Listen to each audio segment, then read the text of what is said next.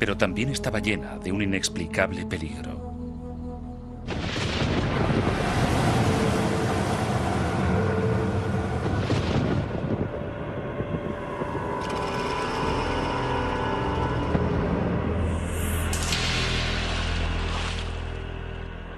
Para entender su universo, los egipcios hicieron una cosa notable. Convirtieron sus esperanzas y sus temores en una asombrosa serie de divinidades y dieron un nombre a cada una de ellas. Pero incluso en el misterioso reino de lo sobrenatural, los dioses y diosas de Egipto rebasaban el ámbito de lo extraordinario.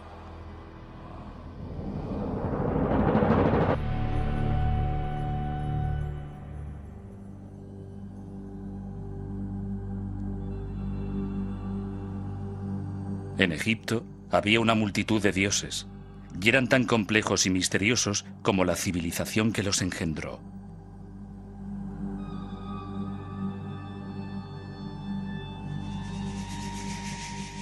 Hathor, una mujer con cuernos de vaca, era la diosa de la fertilidad, pero cuando se enfurecía también podía destruir a la humanidad.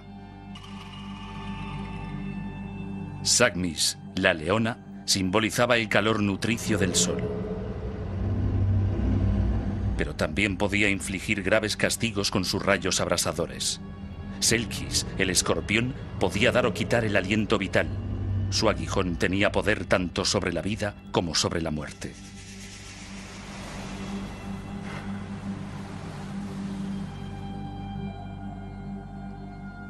La dualidad de los dioses era producto de la experiencia adquirida a lo largo de miles de años. El universo tenía una cara buena y una cara mala. Requería una vigilancia y un control constantes. Para mantener el necesario equilibrio, los egipcios buscaron la ayuda de los dioses. Los dioses nacieron al comienzo de los tiempos. Según la mitología egipcia, en el inicio no había ni cielo ni tierra, ni día ni noche, ni vida ni muerte, solo la oscuridad y el agua primigenias. Después, en un episodio que reflejaba la inundación anual del Nilo, las aguas se retiraron y apareció un poco de tierra que formó el montículo de la creación.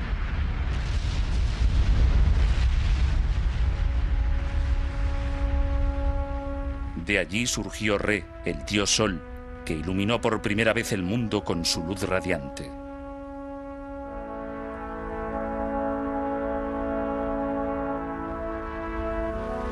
Re creó las divinidades del aire y del agua, y separó la tierra del cielo, permitiendo así que se desplegara el resto de la creación.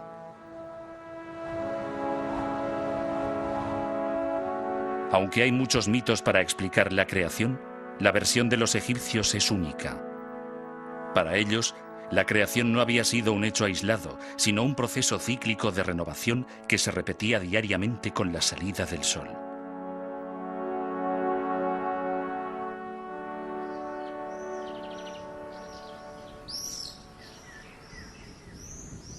El mito de la creación se materializaba en todos los templos del antiguo Egipto.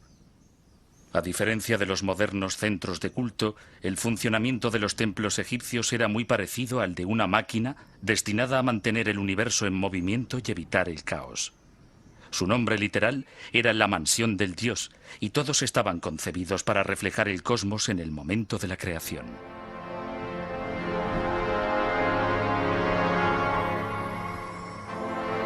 Dos grandes torres llamadas pilonos flanqueaban la entrada. Pensados para representar el horizonte, los pilonos estaban alineados de tal forma que el sol se levantaba entre ellos. Para alejar al mal, los pilonos estaban decorados con diversas imágenes del faraón dominando a sus enemigos. En el interior del templo, bañado por los rayos vivificadores del sol, se abría el patio. Era el límite último para la gente común.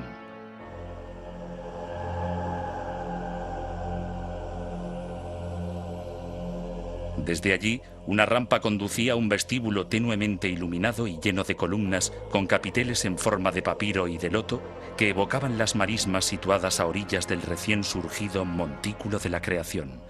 Sus capullos y flores simbolizaban la fertilidad de la creación a punto de desplegarse. Más allá estaba el santuario, donde la estatua del dios era el centro de un ritual sagrado.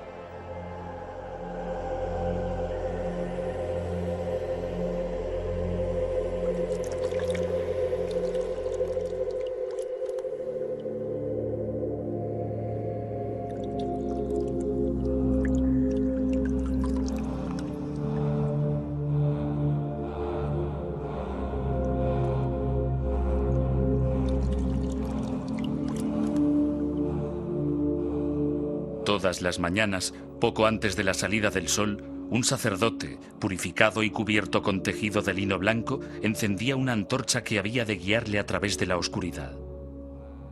En el santuario interior, purificaba el aire con incienso para despertar al dios que residía en un altar preparado para las visitas terrenales.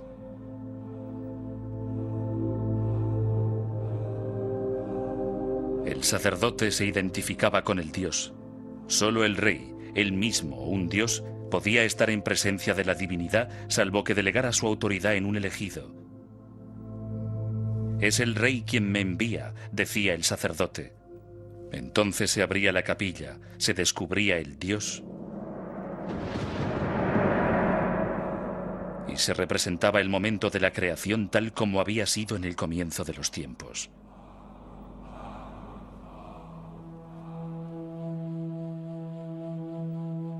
Para los antiguos egipcios, la aparición del sol recordaba el verdadero significado y misterio del universo, la promesa de la continuación de la vida y del triunfo sobre la muerte. También marcaba el comienzo y el fin de un viaje épico. Todos los días, el dios Sol Re se desplazaba a través del cielo, de este a oeste, en una barca solar sobre las aguas del Nilo celeste. Por la noche, volvía a precipitarse en las aguas primigenias del abismo y descendía al mundo inferior, el dominio de los muertos.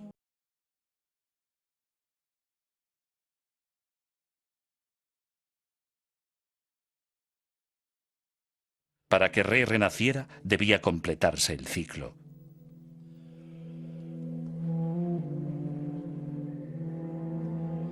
Pero el mundo inferior era un lugar peligroso. Allí aguardaba una hueste de horribles demonios que querían destruir al dios. El peor de ellos era una criatura llamada Apopis.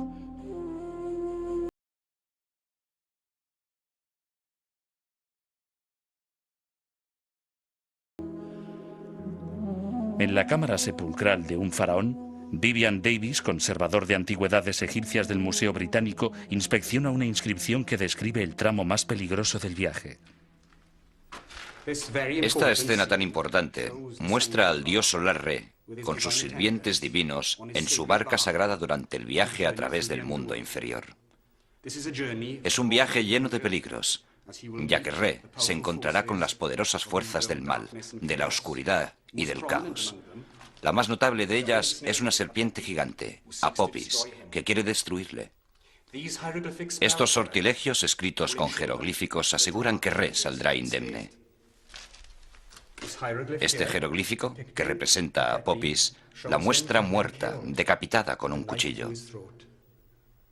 Así Re, cuando llegue el alba, volverá a levantarse y el rey muerto resucitará con él. La resurrección del rey, al igual que la renovación del cosmos, era un concepto básico para la continuación del mundo tal como lo concebían los egipcios. La continua lucha de la vida contra la muerte y del orden contra el caos debía dominar la actividad cotidiana de los antiguos egipcios. Cuando necesitaban ayuda, lo primero que hacían era recurrir a sus dioses. A pesar de todo, acceder a la morada de los dioses en los templos no era fácil. Dado que la gente no podía entrar, los dioses debían salir.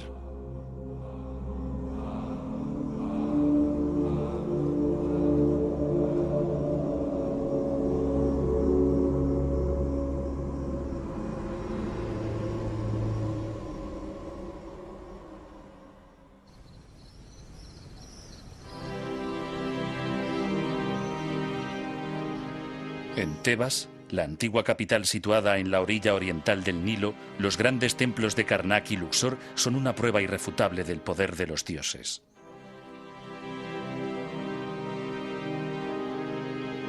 En el antiguo Egipto, todas las ciudades y pueblos tenían su divinidad local. El dios de Tebas era Amón-Re. Si de una ciudad surgía una estirpe de faraones, la importancia del dios local aumentaba. Eso fue lo que sucedió en Tebas. A comienzos del Imperio Nuevo, hacia el año 1550 a.C. de nuestra era, Amón-Re era el rey de los dioses de Egipto. Su estatua de culto residía en el principal templo del estado, el magnífico templo de Karnak, el mayor del mundo.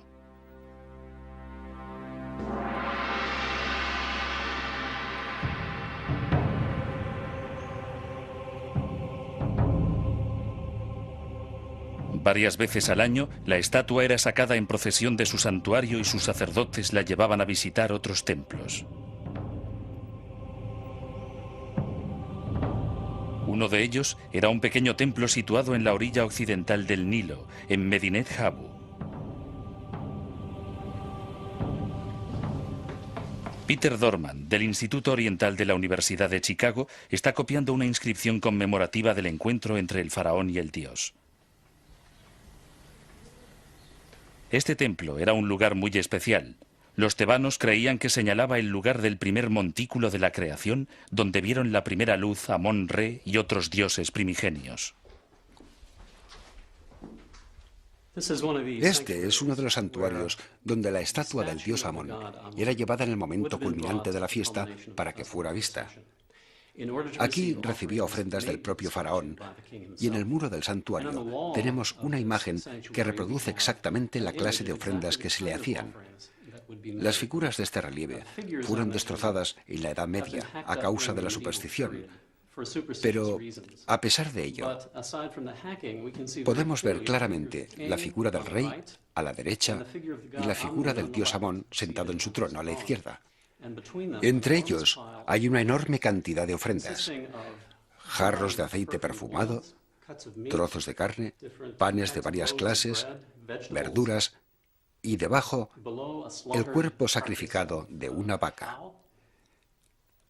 Evidentemente, el rey era el representante de la humanidad y ofreciendo los frutos de la tierra al dios, permitía que éste le correspondiera con cosas tan importantes como la eternidad, la realeza y largos años de permanencia en el trono. De esta manera, las ofrendas confirmaban la creación del mundo, un nuevo año.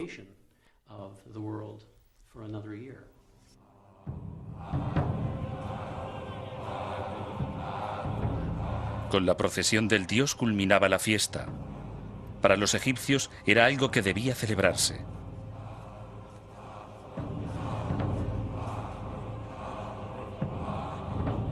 La estatua de Amón-Re era llevada encima de una barca ceremonial por la avenida de las Esfinges hasta el templo de Luxor. A causa del carácter sagrado de la imagen, la estatua de Amón-Re no podía ser vista y se ocultaba bajo un lienzo. En el camino, capillas levantadas para la ocasión y llenas de ofrendas proporcionaban descanso al dios y a los sacerdotes, mientras los vendedores que se situaban en torno a la ruta ofrecían comida a la multitud. La procesión era una de las escasas ocasiones que el pueblo egipcio tenía para acceder a un dios tan importante.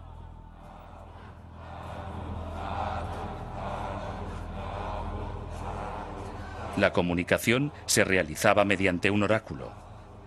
Al acercarse la procesión, los solicitantes corrían delante de la estatua y hacían una pregunta que pudiera contestarse con un sí o con un no.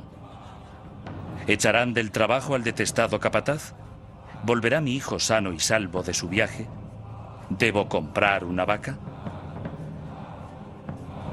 Un paso adelante significaba sí, un paso atrás significaba no.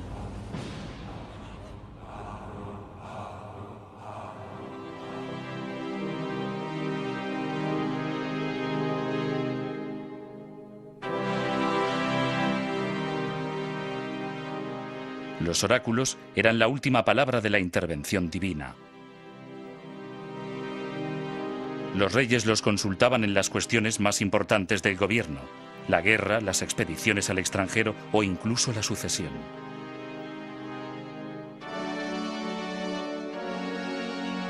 Pero nadie los utilizó mejor que Hatshepsut, la reina que quería ser rey. Hatshepsut era medio hermana y esposa del rey Tutmosis II. Cuando este murió, su hijo, Tutmosis III, era demasiado joven para gobernar y por ello Hatshepsut se convirtió en regente.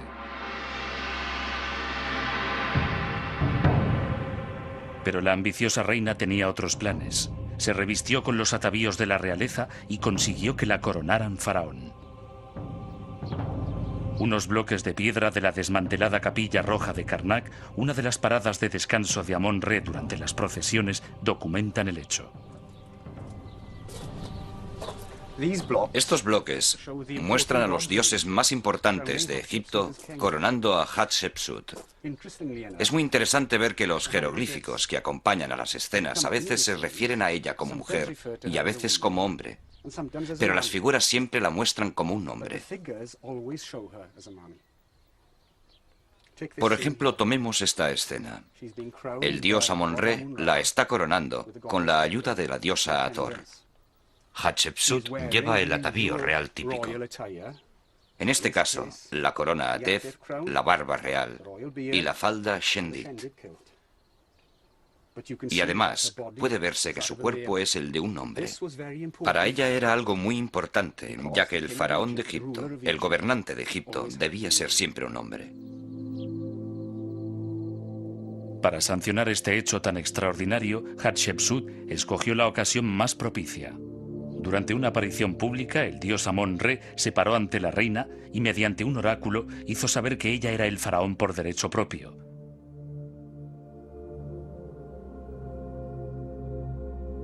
Fuera por intervención divina o por manipulación humana, el oráculo tenía la fuerza de la verdad. Lo que era bueno para los dioses era bueno para Egipto.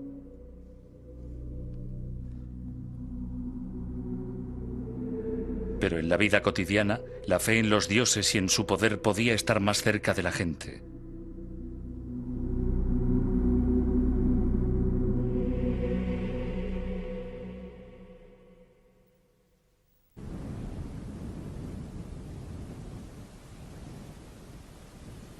«1400 años antes de nuestra era, este pueblo del desierto llamado ahora Deir el-Medina era el hogar de los artesanos que construían las tumbas del Valle de los Reyes.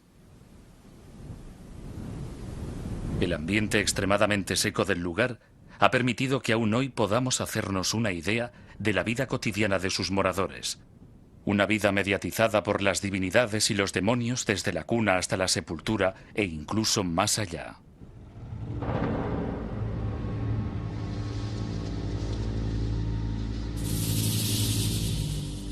La mayor amenaza para la vida se presentaba en el momento del nacimiento. En una época en la que moría 1 de cada 3 egipcios recién nacidos, las mujeres embarazadas eran consideradas imanes de los demonios.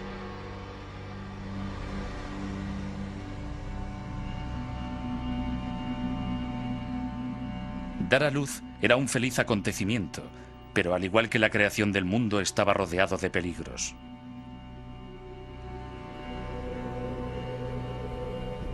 El día del parto, la futura madre debía retirarse al exterior o delante de la casa para evitar que los demonios ocuparan la morada. En muchos hogares, los arqueólogos han identificado lo que podría llamarse una caja de partos. Construida para proteger y acoger a la madre y al hijo, estaba decorada con un desfile de divinidades de aspecto feroz. La diosa Tueris tenía el cuerpo de un hipopótamo embarazado, la cola de un cocodrilo y a menudo empuñaba un cuchillo. Los hipopótamos tenían fama de ser unos feroces defensores de sus retoños. El dios Bes era un enano de piernas arqueadas con melena de león y una lengua prominente con la que parecía que intentaba intimidar a sus enemigos. Cuando se acercaba el momento del parto, se utilizaba un objeto hecho con un colmillo de hipopótamo y adornado con figuras de tueris, de bes y de otros poderes defensivos para trazar un círculo protector alrededor de la cama y después también alrededor de la cuna del recién nacido.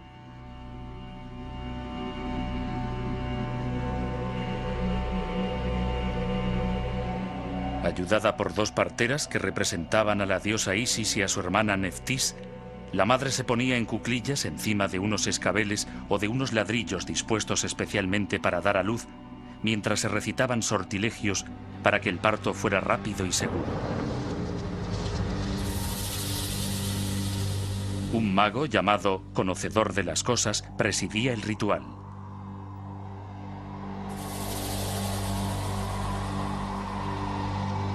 Detrás de una máscara, el mago se convertía en mediador de la diosa Beset, la forma femenina de Bes, que solía representarse con una serpiente de bronce en cada mano.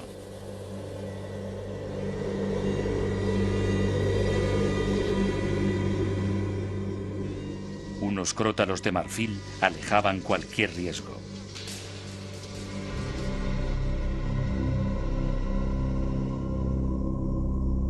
Los egipcios creían firmemente que los peligros de la vida podían superarse invocando a los dioses que habían conseguido sobreponerse a sus propias penalidades, en especial a Isis y a Osiris. La saga épica de sus sufrimientos llegó a ser la base de muchas creencias y prácticas egipcias. Según el mito de la creación, Osiris, el bisnieto del creador, Re, heredó el derecho a ser rey. Pero su hermano Set sentía envidia. Para conseguir el trono, engañó a Osiris para que entrara en un ataúd que, seguidamente, cerró y echó al río.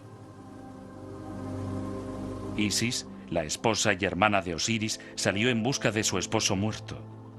Cuando lo encontró, utilizó sus poderes mágicos para devolverle la vida. Pero Set no se inmutó. Cortó a su hermano en pedazos y volvió a lanzarlo al río. Isis recuperó suficientes trozos para concebir un hijo. Entonces Osiris descendió al mundo inferior para convertirse en rey de los muertos, mientras Isis se escondía en las marismas para proteger al recién nacido Horus, el auténtico heredero.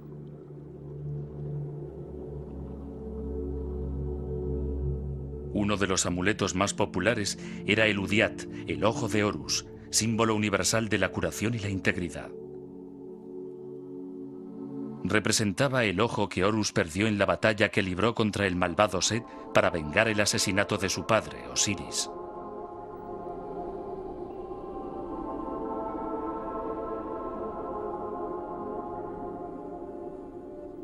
El uso de amuletos para alejar el mal y atraer la buena suerte estaba muy extendido.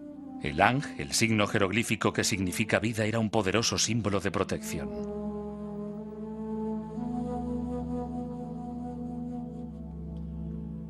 El escarabeo representaba al escarabajo pelotero que cada día surge de la tierra como si volviera a crearse a sí mismo.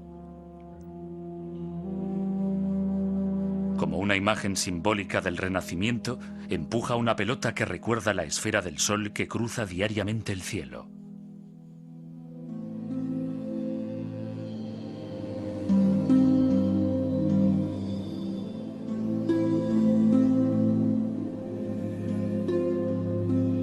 Los amuletos podían ser también sortilegios escritos en un trozo de papiro que se llevaba colgado del cuello.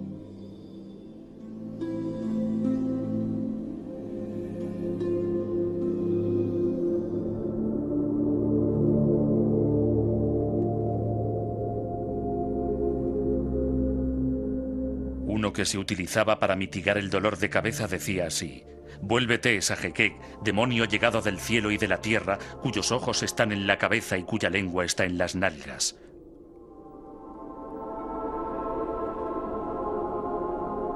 Sé el nombre de tu madre, sé el nombre de tu padre, aléjate de mí.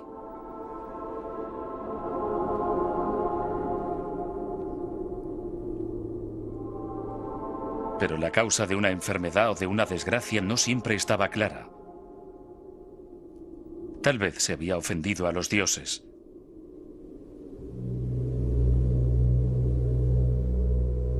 Por si acaso, En cada hogar había altares dedicados a los dioses. Los obreros de Deir el Medina podían adorar a los dioses de su elección. Una de las divinidades preferidas era la diosa serpiente Meret Seher, la que ama el silencio.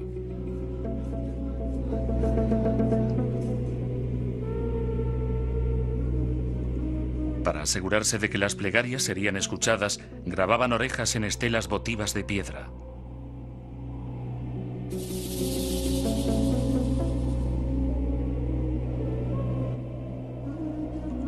Las serpientes venenosas eran muy comunes en el desierto. Siguiendo la teoría de que aquello que podía dañar también podía ser usado como ayuda, los egipcios deificaron los espíritus de animales peligrosos e invocaron su protección.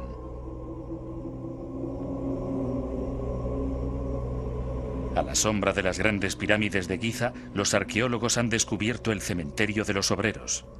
Aunque sus tumbas son más humildes que las de los faraones, para ellos no era menos importante asegurarse la vida en el más allá. En una de estas tumbas, Zaghi Hawass, director del complejo de Giza, encontró la maldición dejada por un artesano llamado Peteti. Esta tumba es de uno de los artesanos que trabajaron en la construcción de las pirámides hace 4.600 años. Vemos que se llamaba Peteti y que construyó su tumba utilizando material de desecho de las pirámides. Pudo conseguir grandes bloques de piedra caliza como este e hizo inscribir en él una interesante maldición. Oigan lo que dice. Leemos desde la izquierda. Escuchadme. Nunca hice nada malo en mi vida. Por eso los dioses me aman. Si alguien toca mi tumba, se lo comerá un cocodrilo, un hipopótamo y un león. Su mujer dejó la misma inscripción en el reverso, pero añadió, y un escorpión y una serpiente. Cosa que prueba que en el pasado las mujeres eran más vengativas que los hombres.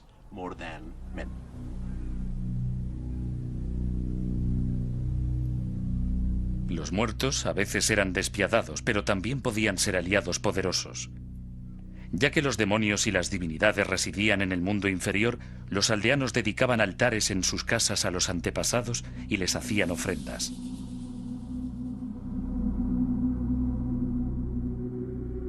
Gracias a sus poderes divinos, los muertos tenían acceso directo a los dioses y podían intervenir en favor de la familia. Para comunicarse con ellos, los egipcios escribían cartas a los muertos en las que tocaban todos los temas, desde problemas legales hasta peleas domésticas, sin olvidar los simples saludos. ¿Cómo te encuentras? ¿Se ocupa de ti el oeste según tus deseos?, dice una carta. Por favor, sé un espíritu efectivo, haz que tenga un hijo saludable, reza otra.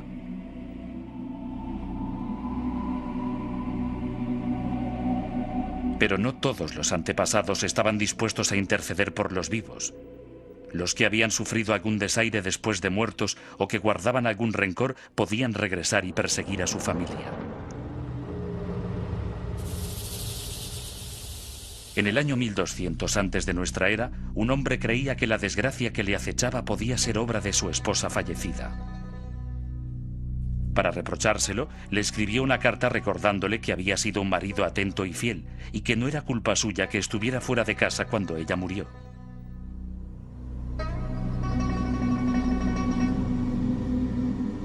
No sabemos, sin embargo, si la mujer era realmente la culpable de lo que sucedía a su esposo. Identificar a los espíritus malvados y a los demonios perniciosos era siempre complicado. Pero en el viaje final al más allá no cabían errores.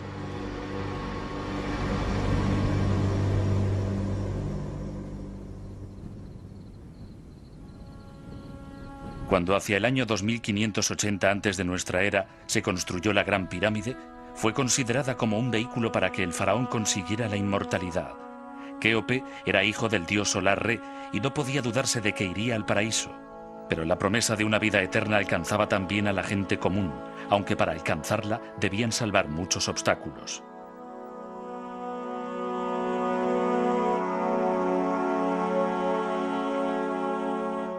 El secreto de la inmortalidad residía en el mito de la creación, según el cual Re descendía al mundo inferior para encontrarse con Osiris, el dios de los muertos, y después renacía con la salida del sol.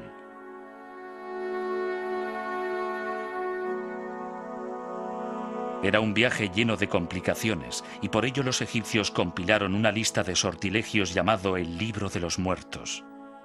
En realidad, se trataba de una guía del más allá. Estaba escrito en papiros o en lienzos de lino y se colocaba al lado del cuerpo del difunto para ayudarle a reconocer los habitantes y el paisaje del mundo inferior, con el fin de que pudiera cruzarlo sin sufrir daño. En este libro hay sortilegios para ayudar al fallecido a recordar su nombre. Un alma sin nombre deja de existir.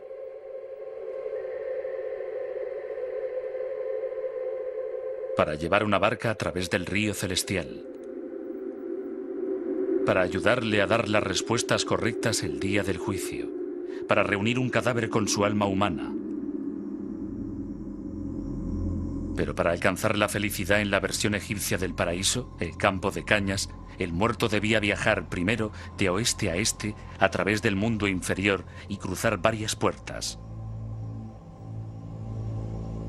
Cada puerta estaba vigilada por un demonio que devoraba el alma de los difuntos. Para desarmarlos era necesario saber sus nombres secretos.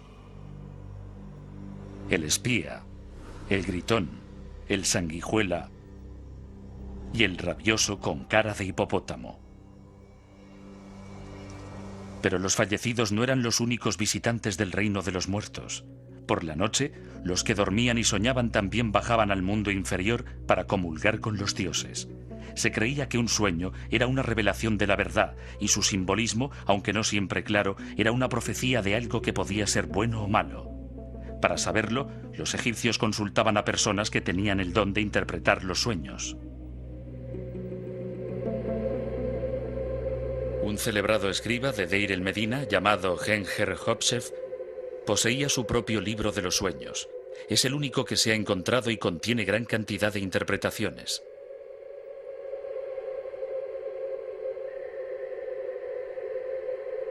Si en un sueño te ves muerto, es bueno. Significa que tendrás una larga vida. Si en un sueño te ves en una cama incendiada, es malo. Significa que perderás a tu mujer. Si en un sueño te ves bebiendo cerveza caliente, es malo. Significa que sufrirás. Pero los egipcios con problemas podían pagar a otros para que soñaran por ellos.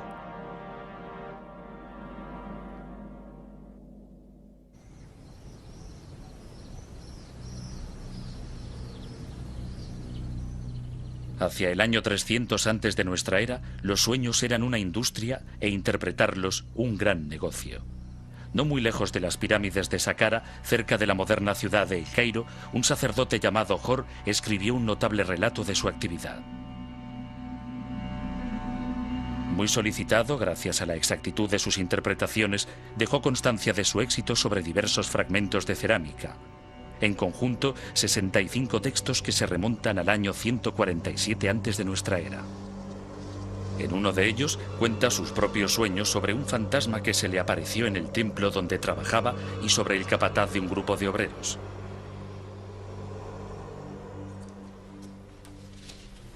El egiptólogo John Ray de la Universidad de Cambridge tradujo el texto de Jor.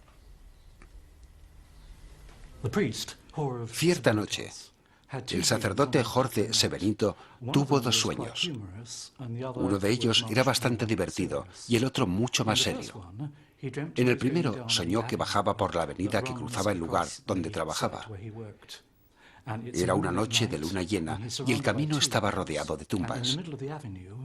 Entonces, en medio de la avenida, vio a un fantasma que le miró y le dijo: ¿traes la comida para los 60.000 ibis? Imaginaos la comida que se necesita para alimentar 60.000 ibis. Y Jor pensó un poco y contestó: la he olvidado en casa. Creo que todos hemos tenido sueños parecidos a este, en los que debemos hacer algo y nos damos cuenta de que no podemos o de que hemos organizado un lío.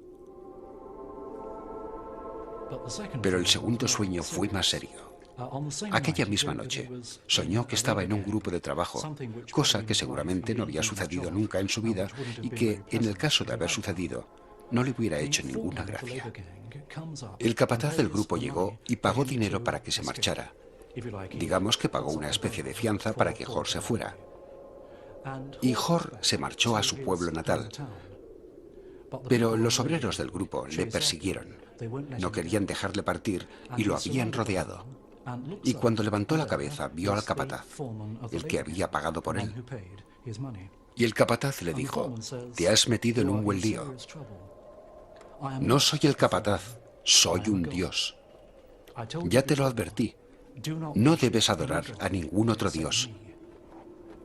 Y Jor contestó: «No lo volveré a hacer».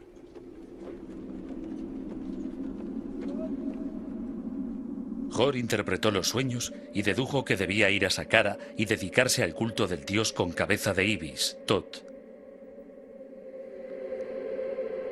Por la noche le pagaban para que soñara. De día trabajaba como escriba y registraba las actividades del templo. Más adelante, Jor desempeñó un papel clave en el descubrimiento de un escándalo que haría tambalear el culto.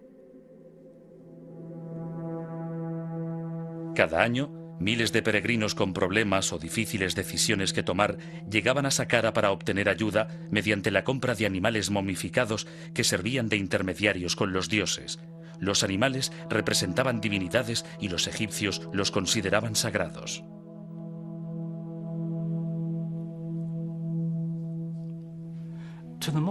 Al hombre actual, una cosa así debe parecerle muy extraña. Había templos dedicados a varios animales: gatos, perros, pájaros, etc. Y estos animales se enterraban momificados y pasaban al reino de los dioses. Y, por alguna razón, la gente venía de todo Egipto, incluso de fuera del país, para visitar el lugar. ¿Por qué lo hacían? Lo hacían principalmente porque creían que estos animales formaban parte de un mundo que no estaba a su alcance, y al encontrarse en el mundo de los dioses, podían comunicarse con ellos.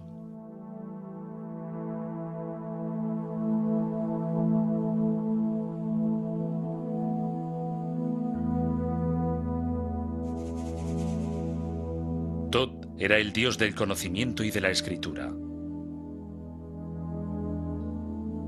Horus, el dios halcón, era el vengador de su padre, Osiris. Aunque la mayoría de los grandes templos de Egipto eran inaccesibles, el culto a los animales estaba al alcance de las multitudes.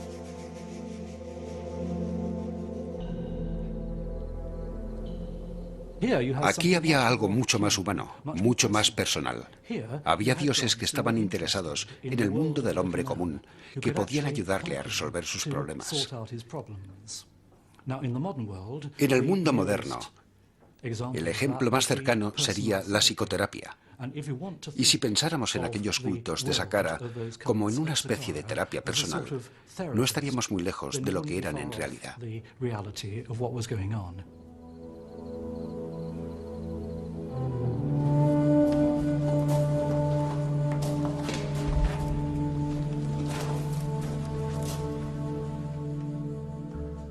Debajo de los templos había una serie de catacumbas llenas de vasijas y tinajas con las momias de los animales sacrificados a los dioses.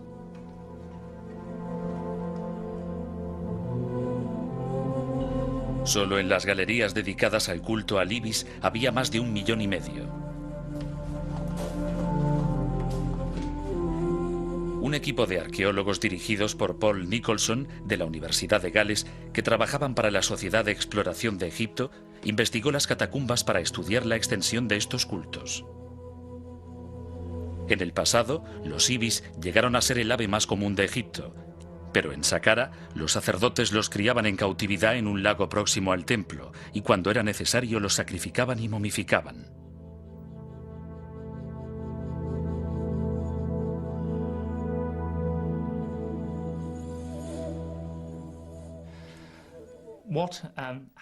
Las aves se sacaban del lago y una vez muertas se envolvían en vendas de lino.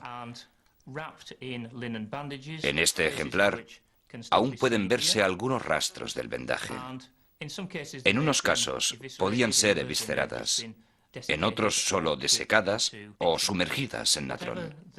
Fuera cual fuera el método empleado, después se envolvían con vendas. Aquí dentro habría un ave más o menos así. En algunos casos, el vendaje podía ser muy complicado. A veces, encontramos pequeñas figuras votivas que muestran a uno de los dioses asociados con la necrópolis de animales.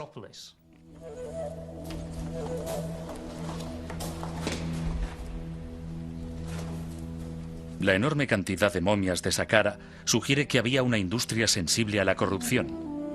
Pero a pesar de ello, Paul Nicholson se quedó asombrado con lo que encontró en las catacumbas del culto a Horus.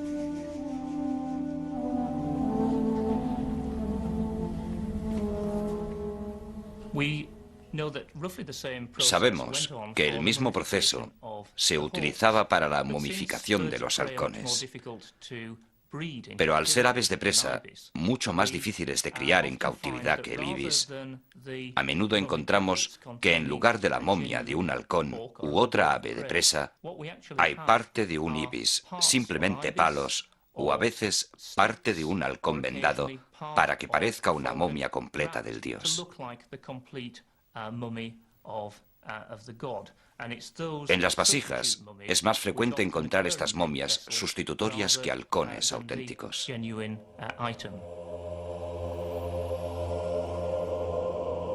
Según Hor, que narró el hecho, 6 sacerdotes, 3 del culto del halcón y 3 del culto del ibis, fueron juzgados y condenados por engañar a los peregrinos vendiéndoles momias falsas.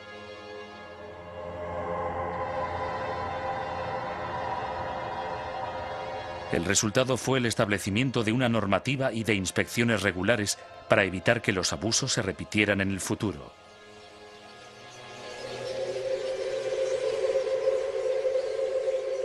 Mientras en Saqqara se sacrificaban millones de animales, en el resto del país la muerte de ciertos animales era una razón para el duelo nacional. En un templo de Memphis se creía que un buey llamado Apis era la encarnación de Ptah, el dios creador de la ciudad y una de las divinidades más importantes de Egipto. Después de su muerte, recibía el tratamiento propio de un faraón, empezando por el proceso de momificación.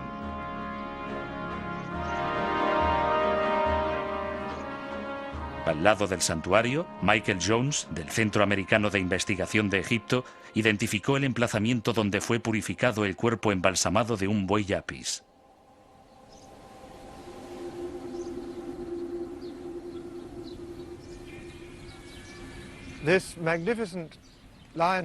Este espléndido lecho decorado con un león es de alabastro, una piedra que para los antiguos egipcios estaba asociada con la pureza y la limpieza, algo que sugiere que el trabajo sucio para preparar el cuerpo del buey para la momificación se realizaba en otra parte del edificio y que este lugar estaba destinado a las purificaciones rituales, que eran la etapa final de la preparación de la momia del buey para su sepultura en el Serapeo de Saqqara. El sacerdote debía traer la momia terminada en un armazón de madera, situarla en el lecho del león, dentro de la superficie ribeteada que se ve en la parte superior, y realizar libaciones encima de la momia con agua que se escurría hasta el final del lecho. Al estar poderosamente cargado con el poder de la momia del dios, el líquido debía recogerse en este cuenco, sin dejar que se derramara. El enorme tamaño del cuenco nos da una idea de la cantidad de líquido que se necesitaba para llevar a cabo este ritual de purificación.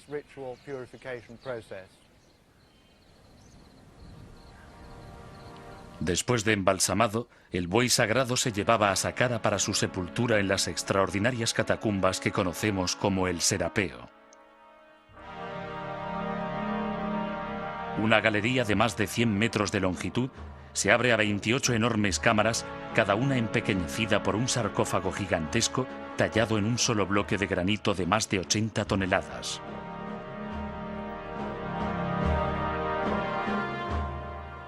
Durante 2000 años, el buey Apis fue enterrado en el Serapeo, Algunos en sarcófagos de piedra, los más antiguos en ataúdes de madera que datan de la 18ª dinastía, cuando Egipto vivía su momento más glorioso. Por una ironía del destino, el culto a los animales llegó a su cenit después de la conquista de Egipto, primero por los asirios, después por los persas y finalmente por los griegos. Los egiptólogos sospechan que su creciente popularidad fue el resultado directo de una crisis de identidad.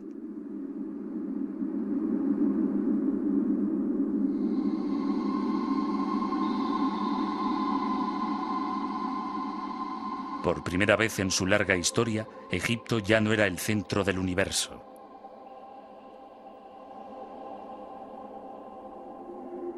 Bajo el dominio de un nuevo poder imperial, se desvanecía la esencia propia de la civilización más duradera de la humanidad. En el centro de la confusión, los egipcios regresaron a lo único que era realmente suyo, su misteriosa religión.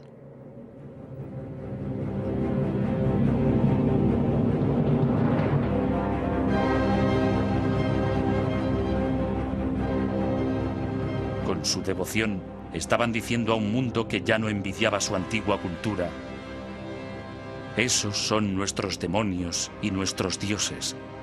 Son lo que somos. Son lo que nos separa de vosotros. Son lo que nos ha hecho egipcios durante 3000 años.